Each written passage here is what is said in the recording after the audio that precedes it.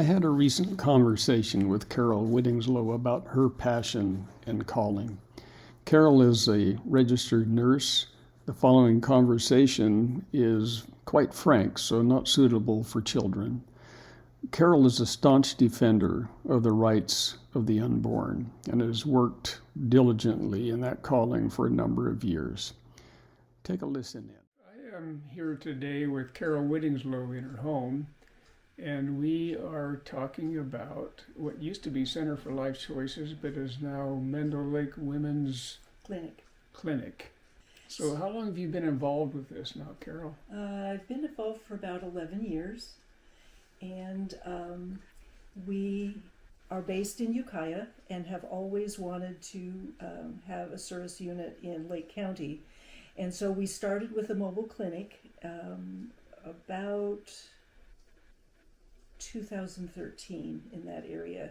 I remember that. Yeah, so we were able to serve one day in Clear Lake and one day in Lakeport, but we didn't see very many patients just because we were mobile, and so people weren't always sure where to find us. So if they called Ukiah for an appointment, they were told where we would be, and they had a choice whether to come. So our dream has been to have a brick and mortar building.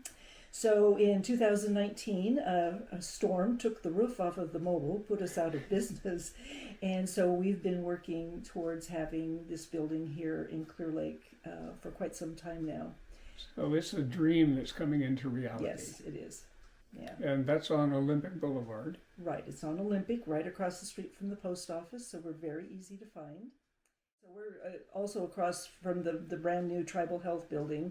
And they have OB services there, and so we are really hoping that we will be able to refer patients across the street to them for their OB care. And sometimes they will refer patients to us as well who may be having a difficulty getting an appointment. Mm-hmm. What we're noticing in Ukiah is that they are so inundated with OB patients that patients are having to wait like sometimes a couple of months in order to get an appointment. And so it's not unusual for us to get referrals in order to be able to see those patients, confirm their pregnancy, help them decide what their choice will be, and to be able to move on then and to get into OB care. No, I'm sort of curious, does that mean that one aspect of what you're doing now is just providing a wellness check because people can't get in to see their doctor? It's more of a confirmation of a pregnancy, and sometimes women may not be pregnant, and so that's information that they need to know too, is why they're missing their periods. There may be some medical issues. Mm-hmm. So we see a few of those. We see a number of women who very much want their babies, and they will start with us. And then we have the majority who are conflicted. They really are not quite sure what they want to do about being pregnant, and will come to us, some in a quandary, some determined that that's what they want to do. But they can start with us. We do the pregnancy test, and we offer them infection checks for chlamydia and gonorrhea, mm-hmm. because a woman who chooses to abort needs to be sure that she doesn't have an infection. It can cause pelvic inflammatory disease if she has an abortion without without her infection having been treated. And then we offer them an ultrasound, and we can see babies as early as 5 weeks one day from their last period, and give them an idea of just what is happening inside the womb. Mm-hmm. And usually around 6 weeks, 6.5 weeks, we're going to find a heartbeat. And that is one of the major ways that women bond with their baby and decide to choose. We are there to explain everything. We're not persuading them to keep their babies. We're not persuading them to abort or adopt or anything else. Is that because of legal issues? No, it's because that's who we are. Just ethical. Our philosophy is that women frequently will consider abortion because they're afraid. They're not sure what in the world is going to happen to them and their lifestyle and their relationships because of this pregnancy. And so what we do is we tell them all their options.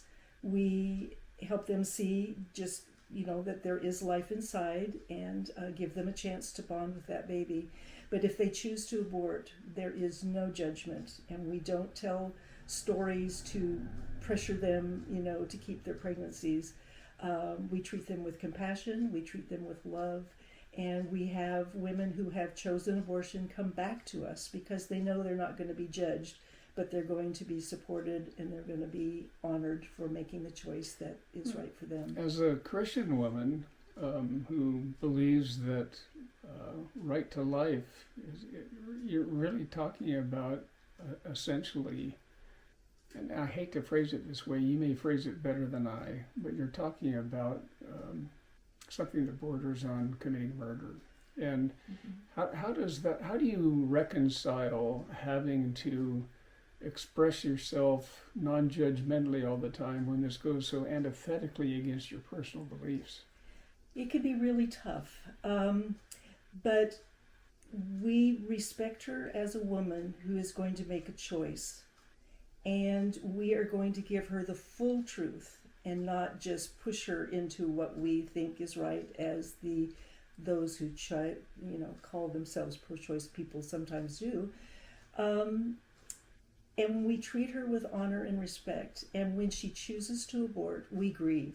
We really have a hard time with that. Mm-hmm. But we know that it's our mission to give her all the information to help her deal with the fear and to make the choice that's right. And when we see women who come in determined to abort, who say, I'm going to parent this baby, then we rejoice. Boy, I'll bet. Yeah. Those stories are probably few and far between. We see more that choose than we do those who abort. But we know that some have aborted and some who are pretty far along in their pregnancy. So does that mean that because you are a pro-choice agency, that attracts women that are already considering keeping their child? And that's why that ratio is higher?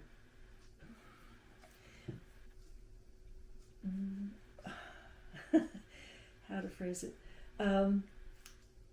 We reach out to women who don't know for sure that they're pregnant and are having issues trying to decide what they're going to do about this pregnancy. So our goal is to attract those who are considering abortion, but our doors are open to every woman who's pregnant. And so we do see some that right from the beginning, that's their choice, is to carry that child to term. And those are the ones that make you feel really good. Yeah. And so and those who are conflicted, and yet after the end of the appointment they change their mind and decide that they're going to keep those babies, that one we really rejoice and we feel good about those. But the ones who choose to abort anyhow have at least heard the truth, and they know what their options are.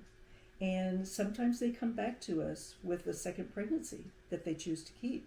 Mm-hmm. And sometimes they refer their friends to us because they know that they will be treated with respect and given as much support as we can give to them.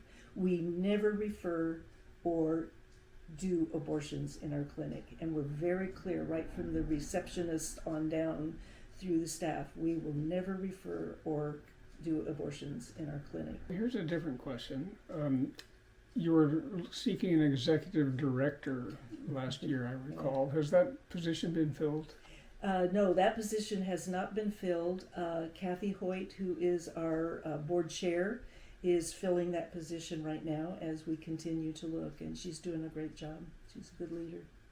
And then one of the things we talked about outside of the filming was you wanted an opportunity to talk about the upcoming funding for the mission. Yeah. Tell us about that. Yeah.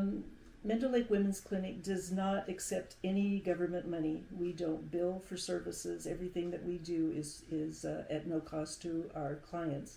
And so we rely on our Christian brothers and sisters to fund the services that we provide.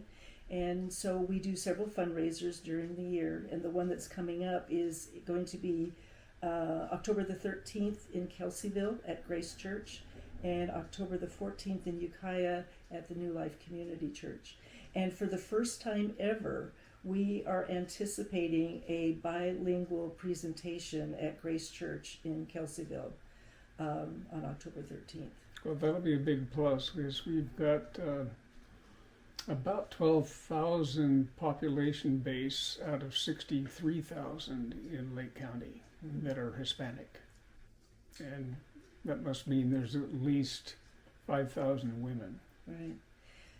Unfortunately, we have had to turn down appointments for Hispanic women because we don't currently have anyone who is bilingual. And using the bilingual telephone services is pretty limiting to what we're able to do, especially with follow-up and some of the other services that we do. So one of our prayers is that God would lead a bilingual person to come alongside us and work so that we can reach out to that Hispanic community. How would you ask people to pray for your mission? I would ask people to pray for a quick approval of our building permit so we can finish our building. I would ask for prayer for bilingual staff who would come alongside us.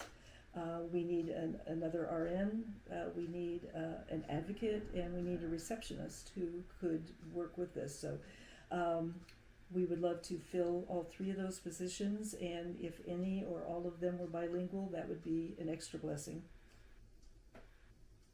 And of course for the fundraiser in October. And for the fundraiser in October, that God would move on people's hearts to be as generous as they are able. Thank you for your time, Carol. Appreciate it.